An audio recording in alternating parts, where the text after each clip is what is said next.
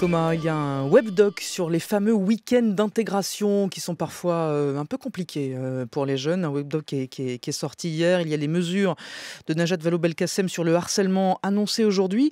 Vous avez voulu revenir sur une pratique qui est, paraît-il, ancestrale en fait, qui est liée au bizutage. Je vous laisse nous décrire ça. Le compteur est à moins 51 ans. Oui, on est en octobre 1964 et l'émission de télévision 16 millions de jeunes, produite par Alain de Sédouy, revient sur un sujet très sensible en cette période de rentrée des classes, le bizutage. L'honorable collège Stanislas de Paris, privé, catholique, fondé en 1804 et qui accueille des élèves de la maternelle aux classes préparatoires, est secoué alors par une affaire. Un jeune préparationnaire s'est cassé la jambe en étant poussé par des aînés du premier étage. Le journaliste mène l'enquête et pose plus largement la question du bizutage et vous allez l'entendre successivement un élève, puis le directeur de l'établissement.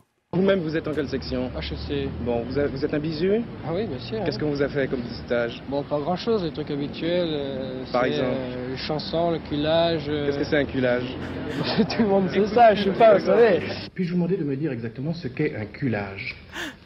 Bien, je crois qu'il vaut mieux pas le définir pour les oreilles quelque peu délicates.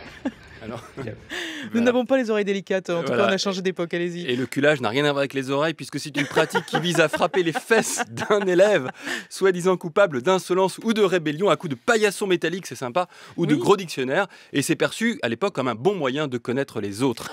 Alors, Surtout un beau teint, comme ça on peut... Voilà. Né au Moyen-Âge, le bizutage est au cœur des débats en 1968. Et malgré des pratiques heureusement de moins en moins violentes, avec le temps, le bizutage reste une pratique à ce point développée qu'au printemps 1998, une loi est votée au Parlement l'interdisant purement et simplement, même en cas de consentement du bizuté. Et en décembre de la même année, ce qui devait arriver arriva. C'est eux les bisus, ils n'iront plus tout nus. C'était hier à Brest le premier procès du bizutage. 7 étudiants d'une école d'ingénieurs comparaissaient pour avoir fait subir aux petits nouveaux de l'école des actes humiliants et dégradants. Première application de la loi du 17 juin dernier contre le bizutage. Le procureur a requis 8 jours de prison avec sursis et 2000 francs d'amende à titre d'avertissement. Alors bien sûr, depuis, le bizutage n'a pas totalement disparu, mais au moins il est illégal. Et surtout, sa fin ne signifiait aucunement la fin du harcèlement scolaire, dont il constituait la partie émergée de l'iceberg. Et c'est à ce dossier sensible et essentiel que s'attaque actuellement le gouvernement. C'est fou comme on apprend des choses avec vous Thomas, et même du vocabulaire. Merci beaucoup.